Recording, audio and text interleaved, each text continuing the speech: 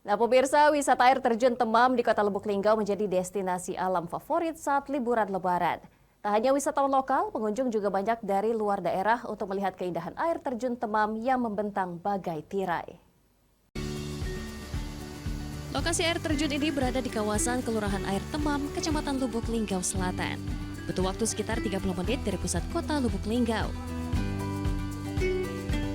Tempat wisata alam ini menyuguhkan pemandangan yang indah, sejuk, dan mempesona. Dari kejauhan, suara deburan air yang terjun sudah terdengar. Tinggi air terjun sekitar 12 meter dengan lebar 26 meter. Keunikan air terjun ini yakni membentang seperti tirai. Keindahan dan keasrian alam ini sangat cocok sebagai tempat rekreasi air bersama keluarga di saat hari Lebaran. Selain melihat pemandangan, bagi wisatawan yang ingin berenang, ke dalam air terjun juga ada yang mencapai kedalaman sekitar 4 meter. Bahkan banyak anak-anak yang berani melompat dari atas tebing terjun ke sungai.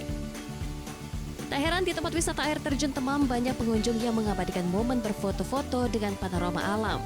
Karena terdapat banyak spot foto yang bisa dimanfaatkan untuk mengabadikan keindahan air terjun Temam.